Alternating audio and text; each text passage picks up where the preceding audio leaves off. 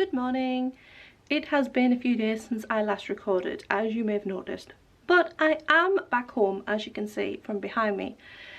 I had a bit of an eventful trip coming home, but I will talk more about that when I sit down later on, because I'm just about to do it, or I'm in the middle of a task, so I will sit down later and have a bit more of a chat.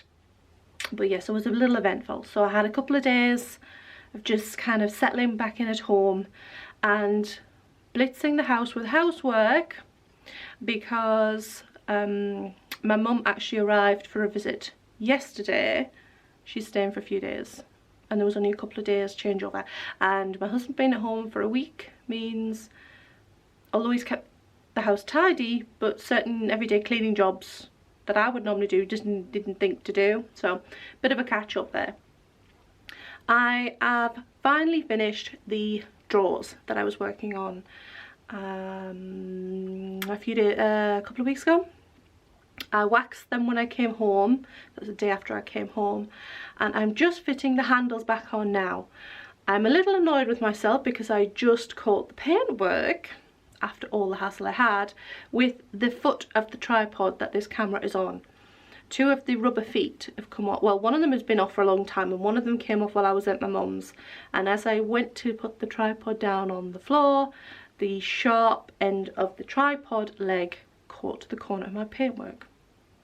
Fortunately, it's on the corner of the drawers, but now I'm kind of kicking myself because I should have kept the little bit of paint I'd mixed up in a little jar for touching up, and I don't know, I was probably tired. It was the day before I was leaving to go to mum's, and or maybe it was the same day. I think it was the same day. Didn't even think to put what was left in a little jar, so I have none made up the same colour. I would have to make up another batch, and it's just going to have to wait. No doubt I will catch it again at some point and I will have to touch up the paintwork. I should probably do that some point in the next couple of weeks whilst I remember, actually, is make up a little jar of paint just as a standby whilst I've got the paints available to use. So I'm going to put the last of these handles on. I've put most of them on and I'm really liking how they're looking. I will show you in a moment. The brass handles look really nice against the colour paint that I've done the drawers with, and the wax looks really nice. I used, let me just find it. Oh, I am using lavender wax polish, which we bought for the big dining table John built for our kitchen a couple of years ago. It's, I don't know, I got it from Shearers. Just used a couple of coats of this on the drawers and I really like the effect. It's kept it relatively matte, which I like. So yes, I'm going to show you these handles and finish fitting them. And I got to go pick the rest of the tomatoes in the greenhouse because they are just starting to fall off now. So I'm going to bring everything in, all the reds, all the greens, and bring everything in, and the ones that will ripen up indoors will ripen up indoors, and the ones that will stay green I'll do something else with them.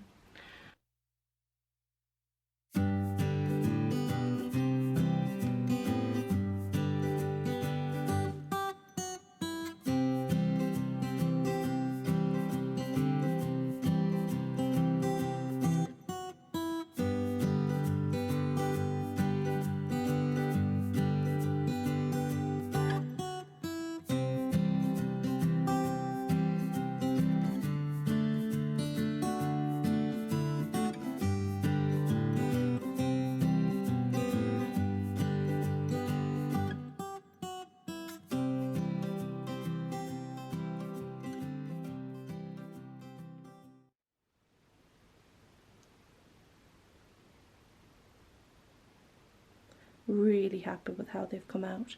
They look a little bit streaky and patchy on camera. Maybe it's just the light on this screen. They don't look like that in real life. It looks really nice. A little bit of dust on the top there where I had this dish with my crystals in, because I think the bottom of it must be a little bit dusty. But it's much more even in real life. I think the camera's just picking up every single imperfection. Really happy with it though, and these old brass handles look really nice against this colour. Really happy. Just brought the last of the tomatoes in from the greenhouse. This is a, oh, I'm snagged, a great big pan. As you can see, huge pan full of the very last of the tomatoes. We've got quite a lot and not quite ripe, as you can see, and quite a lot of green ones as well. These ones are, that one's one of the really big ones. Just a nice big beefsteak. These ones are Moscovich, and we also have some plum ones in there which are Amish paste, and we have these cherry ones as well, which are, they're not like a true variety, they're like a crossbreed somebody had made in their garden, but they still sell the seeds on Real Seeds. Don't think I'll be buying these seeds again. If we have any left, I'll use them up, but these were also the same variety, and these tiny ones, and they're a real mixed bunch, and it's kind of like a bit of a game of roulette. Some of them are really tart, some of them are really sweet. It really is luck of the draw. So I probably won't buy these ones. Well, I know I won't buy these variety again, the cherries. I like the Galena, which are a yellow cherry, but they didn't have any seeds when I ordered mine last year. So I have all these to sort through. I already have a colander full. So that one's on the top, to get rid of that one.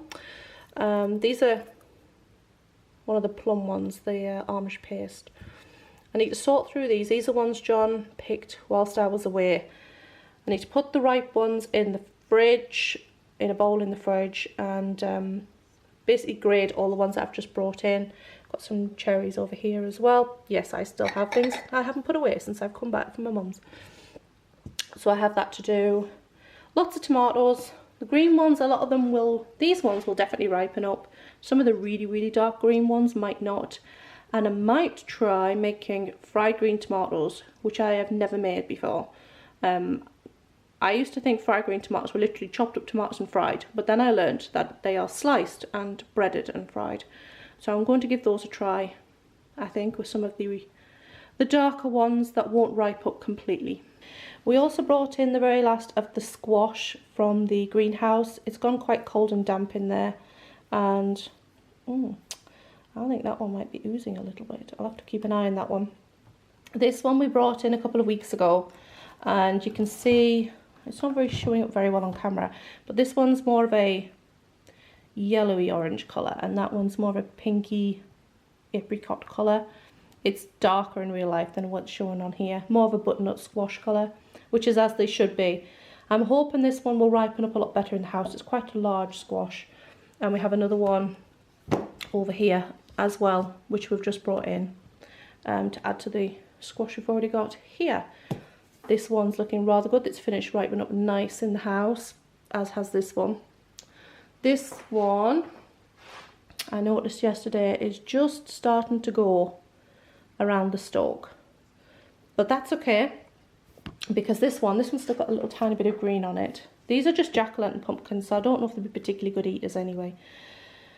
They were just grown for the fun of it from jack-o'-lantern seeds from last year. So what I'm going to do is use this one to carve for Halloween, and when I cut out the top section, depending on how thick the flesh is under the skin, I will take some of the flesh out if possible. I'll use a spoon to scoop some to salvage, and I will just use it in something like a curry or a risotto or something, depending on the texture of it, obviously. And yeah, that one will be our jack-o'-lantern this year. Earlier I mentioned that I'd had a bit of an epic on my journey home. The car was fine, thankfully. It wasn't the car that was the problem, it was the ferry instead. The weather forecast had been fine, you know, we didn't have particularly strong winds, or, you know, pretty average for this time of year. Unfortunately, what we did have was a unfortunate direction of weather travel. The weather was coming up from the southwest, and the boat heads pretty much due north across the Pentland Firth. And the Pentland Firth has some of the strongest tides in the world on a good day. That is why it's one of those places that have been used very heavily for testing hydro power, hydroelectric power, with floating machinery in the Pentland Firth to create electricity. And the night we came back, the wind was fine, but the boat was in a little bit late. Not a big deal, especially as I was on the last sailing, and we loaded up really quickly. Now, when you drive onto the ferry, the Pentland Ferry is which is called the Alfred, the newest boat, is a catamaran, and the previous one was a catamaran as well. The Northlink ferry is like a standard ferry ship, but the Pentland ferry boats are catamaran. And you drive onto the car deck, you drive on into the middle, and then you veer off to one side and you go along to the front of the boat, drive along the front of the boat and drive back up the other side, and that's how you fill up the boat, because there is only one door on and off the boat, which is at the back. So you drive on and fill up 2 lanes all the way around in a big U shape. And in the centre is where they tend to put the bigger vehicles. So they use, I don't know what you call them, but they're kind of mini lorry fronts to drag to tow the trailers on and off the boat, which is our supplies for the islands. So big articulated lorry trailers, but instead of putting the lorry cabs, the lorries themselves on, they deliver them to the dock, to the ferry terminal, and then the guys at Pentland Ferries, they hitch them up to these towing, little mini towing lorry things, and they whiz around and manoeuvre them quicker than you can blink, reverse the trailers onto the boat, and they all go in the middle, and bigger vehicles go in there like buses and such like. And then they take the towing machines back off the boat, and then at the other side of the water they have new towing lorries which they pull the trailers off. So anyway, they unloaded all the boat, they put the lorries on, and the cars start going in. And I've only been on the boat myself like once or twice, but in a vehicle. I've been in the other people's vehicles, but I've never been parked across the front bit of the boat. Usually you drive on, go across the front, drive up and fill and fill and fill and fill and back, and then they put a few vehicles at the front section, and then they fill up 2 lanes at that side. And I've always been at the sides, but my car was one of the ones at the front, and there was a big estate car tucked right into the front, and then in the inside lane there's room for 2 cars, and mine was one of the 2 cars. And as I was getting myself ready to get out of my car, because you don't stay on the car deck on our ferries, they're bigger ferries, one of the guys on the car deck, one of the ferry guys, looked like he was like kicking my back tyre. I thought, oh, maybe there's something missed car tyre, but it looks a bit soft. So when I got out of my car to go upstairs in the ferry, I looked at my back tyre, and no, it put great big metal chocks on either side of my back tyres. The weather's not forecast to be rough, but okay, maybe it's just because I'm across the front of the boat instead of being up the sides, because I don't put them on the sides. And the big lorry trailers, they put them under and they tie them down with huge great metal chains. So again, I thought, no, it's probably just because I'm on the front. I've never been at the front, you know, think nothing of it. So we get all loaded up, we go upstairs, and I only had time to use the public toilets before we were pulling away very quickly. And we were late, the boat was late in, so again, thought nothing of it. Turns out we only left 5 minutes later than we should have done. And we can't have got more than, I don't know, 20 yards from the pier, and the boat began to roll. And I thought, oh, that doesn't bode well, because you usually have to get a little bit further away from the coast before you start catching the tide. So let's just say it was a very scary crossing until we reached the bottom of South Ronaldsay, which is one of the southern Orkney Islands, and we got into a bit of shelter. It was very scary. I've been on the boat a number of times. I've been on the Pentland catamarans, I've been on the Northlink regular ferries, and I have been on the Aberdeen boat when it's been pretty darn rough and been very, very sick. But I have never had such a scary crossing as we had the other day. It was just wrong, the direction of the waves, and it was hitting the side of the boat. So it was rolling and also up and down, but mostly rolling. But it wasn't just rolling like it can roll, it was crashing. Like suddenly you'd be sat there and it would be a huge crash and the whole boat would lurch sideways and you hear creaks and groans and very unnerving noises from below deck. On the car deck, I had visions of lorries breaking free of their straining chains and crushing the unfortunate cars at the part at the side, although I don't know if they, maybe they would, or as having real issues with the engine and being stuck out in what felt like hell for a good half hour.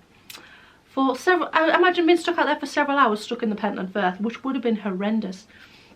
But no, we just have these huge crash and lurch of the boat, not just rolls, complete lurch. It was dark. I think I'm glad, because if you could see the waves coming, it would have been very, very, very scary, thinking, oh my god, this is like a scene from A Perfect Storm. It wasn't that bad, but I really, you know, have a lot of respect for the guys that are out there in the fishing boats, because that does not sound like fun. But thankfully it was fine. It was very, very scary, and I was just thinking, I'm going to die. I'm going to die. In the Pentland Firth. But no, it was okay. I got home safely and I drove home safely and everything was fine. Now, when I left school, I had a couple of choices of what I wanted to do. What I ended up doing was I went to agriculture college. I wanted to be a conservation ranger type job when I got all my qualifications. So to do that, I went on to do a rural studies course at Agriculture College in Durham, Hoffel Agriculture College. But because there was only 2 of us that enrolled on the rural studies course, we got lumped in with the agricultural ones that were doing the same level. So we did a bit of both. We all did a bit of both. We managed to combine the course, and the horticultural, I say guys because we were only guys in there, the horticultural guys and the arboriculture guys got lumped in together. There was only me and my friend Helen that were doing the rural studies course that were girls in the entire course, 2 courses. So I did that when I left school. But my second choice I thought about doing was joining the Navy. You have no idea how glad I did not do that. Yeah, that I don't think I would have enjoyed that particularly much. No, definitely not. I am nearly finished my Halloween socks. Well, I say nearly finished. I should be finished by Sunday. I have finished an entire sock and done, you can see now properly, the jack-o'-lantern on the heel. And I've done the whole sock, and I am nearly up to the gusset on the second sock, so hopefully I will have that done soon. But I'm going to sign off here for now for today, because I've been talking for 10 minutes and this video is going to end up very long if I'm not careful, and it will take forever to upload. When you live in the sticks, in fact I think most of the UK are really bad for broadband and for internet speeds, but to upload where we are and at my mum's over on the mainland, it takes around an hour per 4 minutes of footage to upload. So say a 12-minute video will take 3 hours to upload. So I'm going to cut it short here, because otherwise this will take, I'll have to do this overnight otherwise rather than in the morning. So I will see you again tomorrow, and yeah, let's start gearing up for Halloween. Bye.